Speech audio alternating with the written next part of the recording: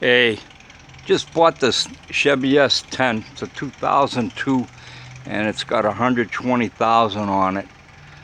And when I bought it, it didn't look like this. I don't know how good this is coming out, but this thing hadn't been washed or waxed in years. And it needs a lot of work, but it doesn't need a lot of work. I got it for a very good price. The man I bought it from had just bought a brand new car and he just didn't want it anymore, and he didn't trade it in. I don't know why, but I've been scrubbing it and scrubbing it and scrubbing it and scrubbing it, and you know, compounded it out with that McGuire's compound. And then all I used actually for wax so far is that spray. McGuire's, like, you know, you just spray it on, wipe it off type wax. I just did get some new tires for it, but I got them delivered yesterday. I'm going to put them on there. They're the Hankook or something like that.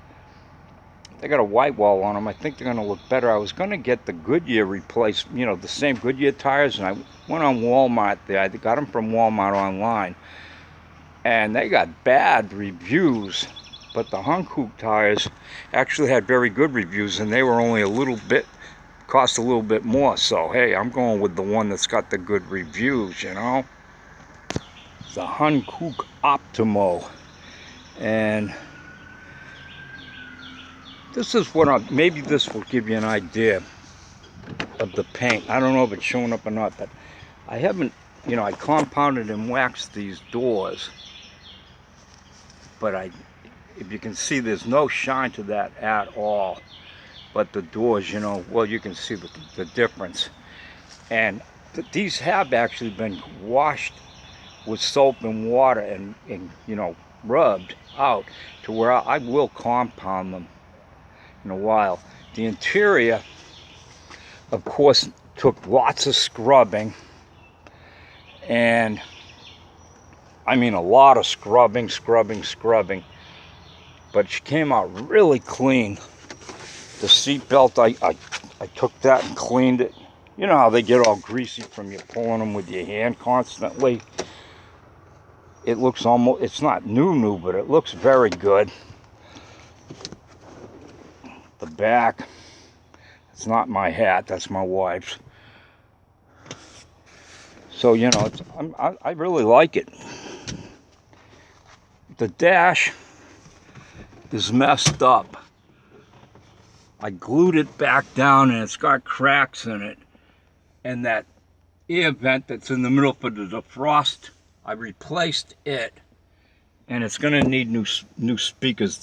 When I started to pull them out, they just fell apart in my hands. The headline is very good, except for this here's flopping. And I'm going to try to put, it's got one little tear in it. I'm going to try to put some spray glue in there or something. I'll play with it and hopefully get it to look better. I'm going to cover that hole with a button, one of those old pin-on buttons. And believe it or not, I'm going to repaint the wheel wells before I put the tires back on. I'm going to spray paint this silver, and I'm going to do the brake drum silver. And when I get all this apart, the biggest issue I go with is no AC. Let me show you something. Okay, I was saying it has no AC. The compressor works, and I was looking at a whole lot of different things on YouTube about AC and a Chevy S10 with the 4.3 Vortex type engine, Vortec. And the guys say that if you hook up your gauges to the low and the high pressure side, and I got this from several different places on YouTube, that if it's not running, the pressure will be the same. Well, guess what? I guess I got something that's different, because I had them hooked up low port, high side, with nothing, you know, without running, and the pressure wasn't the same. So for that, but the compressor wasn't running. So for the hell of it, I had a little bit of Freon, and the compressor kicked in. I put a new timing belt on also, and a new fuel filter and changed oil, you know, those standard things. But the compressor kicked in, but there was no cold air, and immediately the reading on the gauge said that the pressure was way too high. So I pulled off the, I stopped putting in the Freon. I call it Freon. And no cold air's coming, but the compressor's running. And I just said, the hell with it. The next day I come back out and I check it again, and I hook up the gauges, and there's no air pressure on the low side and just some on the high side. So I kick in, and the compressor isn't running again. So I kick in a little more Freon, and just a little, and it immediately kicks in, and it went from 0 pressure, up like with just a squirt. And I'm like, what the, this is weird, So then I pulled the gauges off, and this thing here, you could see it bubbling out. So it's leaking. It's leaking out of here, and and the next thing you know, both sides read 0 pressure. So here's where I'm going at with all this. I don't know a lot about this stuff, but I got, a little bit of knowledge, and I'm a do-it-yourselfer. So I'm going to replace the accumulator, and I'm going to replace the orifice tube, which is down here. You've watched that stuff. And add Freon and see what happens. But while I got this stuff out, I am going to try to replace the spark plug wires in it. I've been looking at YouTube. There's nothing on YouTube that shows you how to replace the spark plug wires in here that I felt was really good, except for one guy actually goes through the whole thing where he shows you he did it. Most everybody else, all they're doing is showing you, here's my new wires, these are the clips you're going to unfasten. They'll unfasten, one of these clips, and then they'll say, okay, then they'll tell you, they'll show you the tools, and they'll say you're going to go in through here, but they don't actually show you how they did it. And it except for that one guy, kind of runs through it pretty good. It looks like a real pain in the butt. I'm 68. I'm about 50 pounds overweight, so I'm not looking too forward to it. But it's got to be done. The guy that I got it from had put in a new distributor because he was having issues, and the check engine light's on, and he said the check engine light said it wasn't firing at one spark plug, and he said he replaced the spark plugs, and so he came to the conclusion it was the wires. It does have a new wire to the coil. He managed to get that one on, and he got one spark plug wire on, and then the other one, the one that he replaced one wire. That's a new wire. But the old wire is still wedged in there, hanging in there. So, yeah, see? Here's the old wire.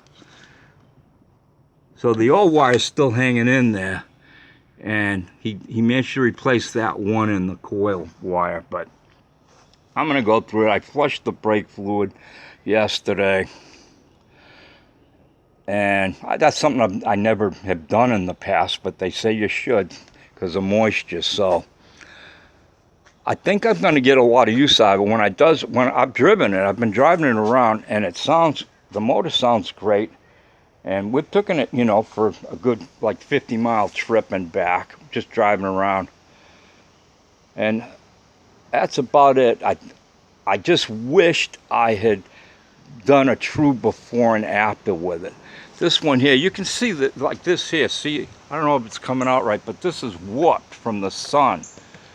The other one was completely trashed because it got the sun hit it way more often, so I had to tear it off. And I probably will order another set.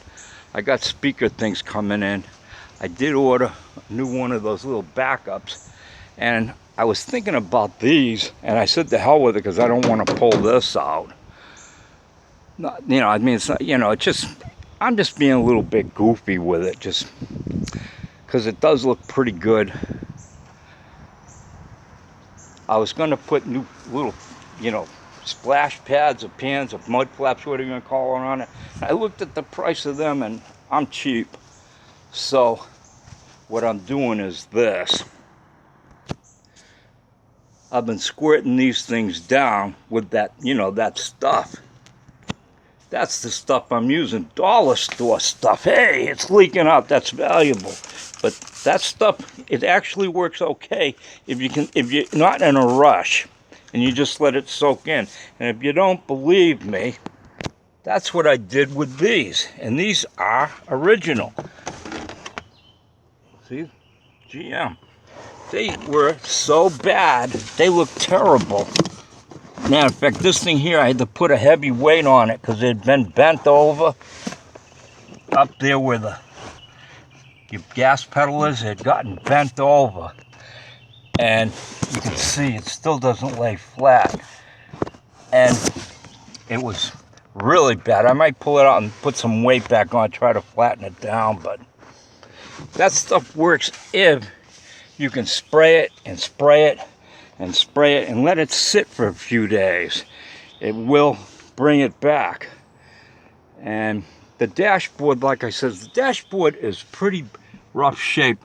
I'm thinking I'm gonna take that plastic paint, because I put that grill in, but the board's all cracked up and I put this kind of glue on it. If I pulled these books out, they're holding it down now to try to get it back down somewhat flat. You'd see it doesn't look that good, but it looks way better than that big gaping hole and it completely sticking up. So we'll see how that goes. But that plastic, that spray paint that I don't know what they call it. I'm old, I don't pay attention to the new stuff and what they call it. It's still spray paint to me. And I'm gonna spray that or I'll mask it all up and hopefully it'll come out good.